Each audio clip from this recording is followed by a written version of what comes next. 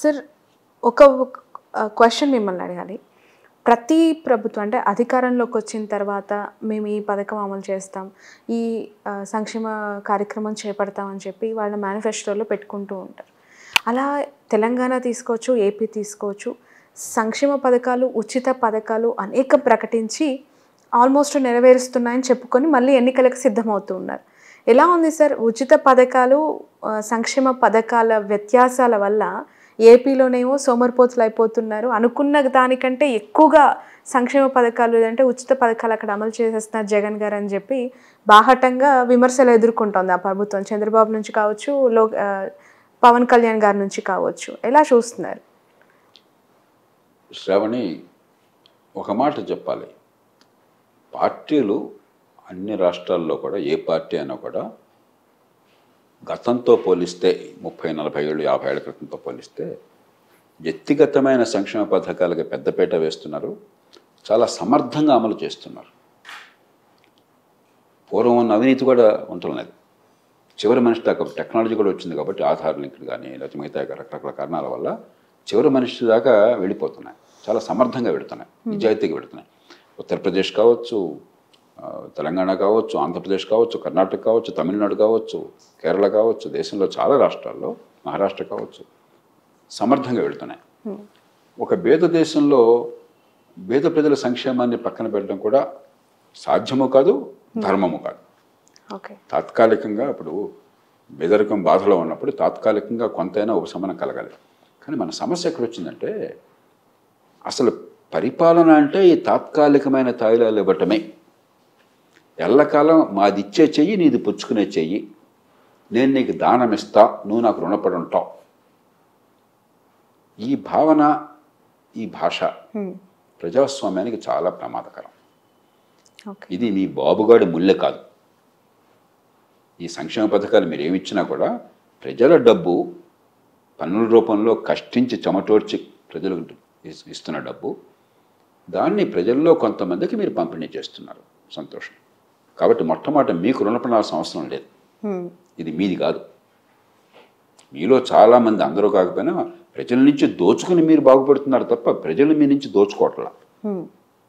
ప్రజల డబ్బుని దానిలో చాలా భాగం తినేసి మరికొంత భాగం దుబారా ఖర్చు పెట్టి కొద్దిగా జనానికి అందించే ఏర్పాటు. రెండోది, అంతకంటే ముఖ్యమైనది, తాత్కాలికమైన ప్రయోజనం అవసరమే. కానీ ఒక 20 ఏళ్ళు ఇట్లా ఇచ్చామనుకుందాం. 20 ఏళ్ళు అక్కడ కూర్చున్న వాళ్ళు ఇచ్చే చెయ్యి, ఇక్కడ ప్రజలతో పుచ్చుకునే చెయ్యి.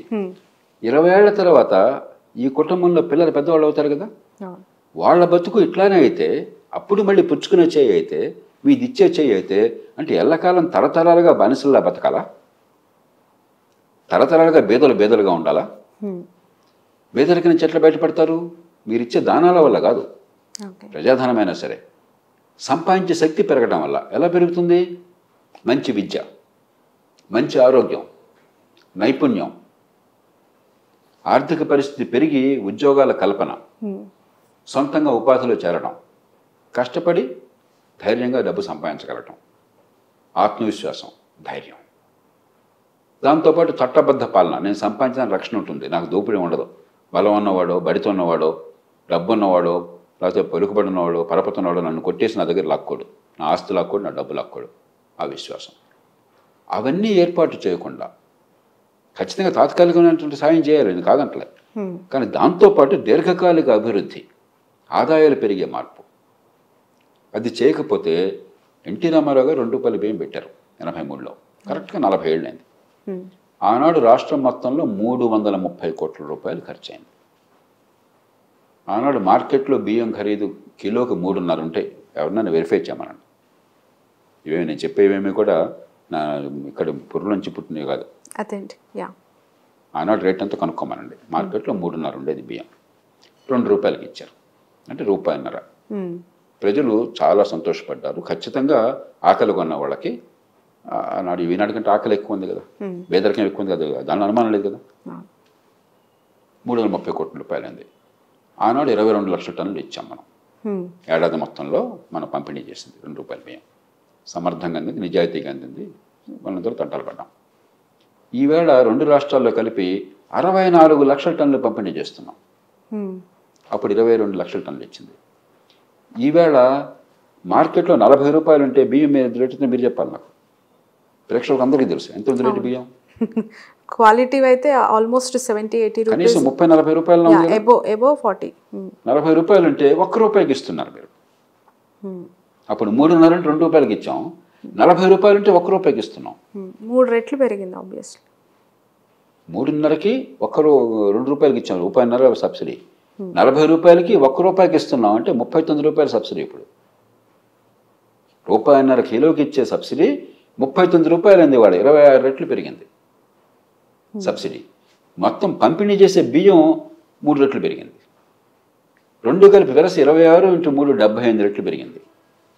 అందుకే ఆనాడు 330 కోట్లు ఉంటే ఇవాళ 25,000 కోట్ల రూపాయలు మనం ఖర్చు పెడుతున్నాం 2 రాష్ట్రాలు కలిపి. Oh my god. కానీ అప్పుడు పుచ్చుకునే చేయే, ఇప్పుడు పుచ్చుకునే చేయే. ఇదా మనం కోరుకోవాల్సింది? బీదల పిల్లలు ఎల్లకాలం మీ దగ్గర పుచ్చుకునేవాళ్ళుగానే ఉండాలా? బీదల పిల్లలు సంపాదించే శక్తి కలిగి మీ పిల్లలతో పోటీ పడి ఒక ఇల్లు సంపాదించుకుని మధ్యతరగతి కుటుంబంగా అయ్యి ఆ పిల్లల్ని బాగా చదివించుకోగలిగి మంచి ఆరోగ్యం ఉండి భవిష్యత్తులో అందమైన కళ్ళకని ఎవరితోనో పోటీ కలగడం వ్యవస్థ కావాలా? అది తెలుసుకోవాలి మనం. ఖచ్చితంగా తాత్కాలికమైన సంక్షేమం అవసరము, కానీ అదే పరిపాలన, అదే రాజకీయం అయితే అంతకంటే ప్రమాదం మరొకటి లేదు. దీర్ఘకాలికం కాకూడదు. విద్య, ఆరోగ్యం, చట్టబద్ధ పాలన,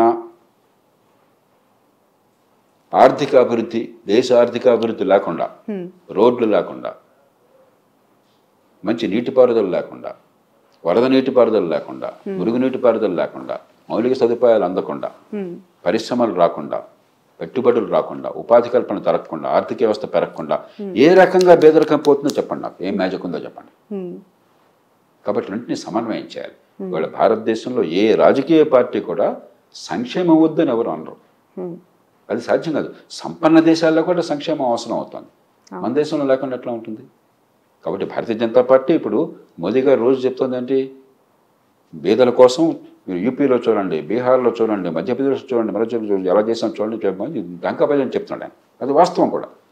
దక్షిణాది రాష్ట్రాల్లో పూర్వం నుంచి ఎన్టీ రామారావు గారి కాలం నుంచి సంక్షేమం అందేది. ఉత్తరాది రాష్ట్రాల్లో అందేది కాదు. అంతా లంచాలమయం, చివరికి ఏం దొరికేది కాదు. మోదీ గారికి ఎందుకు రాజకీయంగా అంత బలం వచ్చింది? ఉత్తరాది రాష్ట్రాల్లో మొట్టమొదటిసారిగా చాలా సమర్థంగా, బలంగా ఆయన పార్టీ, ఆయనతో సంకీర్ణ ప్రభుత్వాలు చివరి మనిషికి సంక్షేమాన్ని అందిస్తున్నాయి. అందుకే రాజకీయంగా అంత పరపతి పెరిగింది. కాబట్టి వద్దని ఎవరు అనరు. కానీ అదొక్కటే చేశాడు అనుకోండి మోదీ గారు. మౌలిక సదుపాయాలు లేకుండా, ఆర్థికాభివృద్ధికి ఏర్పాట్లు లేకుండా, ఉపాధి కల్పన కోసం ఆలోచించకుండా, పెట్టుబడులు పెంచకుండా, ఎల్లకాలం ఇట్లా బేదలకు ఉంచేసారు కూడా. అప్పుడు ఆ ప్రభుత్వం చాలా దుర్మగ ప్రభుత్వం. వాళ్ళ అధికారం వస్తుంది కానీ దేశ ప్రజల భవిష్యత్తు బాగు చేయట్లేదు. కాబట్టి సమతూకం కావాలి. ఇవాళ ఖచ్చితంగా కొన్ని రాష్ట్రాల్లో ఈ సమతూకం దెబ్బతిన్నది. ఆ సమతూకం ఉన్న రాష్ట్రాల్లో మీరు ప్రగతి కనిపిస్తోంది మీకు. అది లేని రాష్ట్రాల్లో నష్టం కనిపిస్తోంది. ఇప్పుడు ఆపరేషన్ లేకుండానే మోకాళ్లకు ప్లాస్మా ట్రీట్మెంట్. మీ ఆర్థోపెటిక్ సమస్యలన్నిటికీ రోబోటిక్ టెక్నాలజీ ద్వారా తక్కువ ఖర్చుతో శాశ్వత పరిష్కారం. Free consultation. ప్రతి ట్రీట్మెంట్ పై 20% డిస్కౌంట్. ఈ ఆఫర్ కొద్ది రోజులు మాత్రమే. త్వరపడండి. V9 hospitals 9281465842.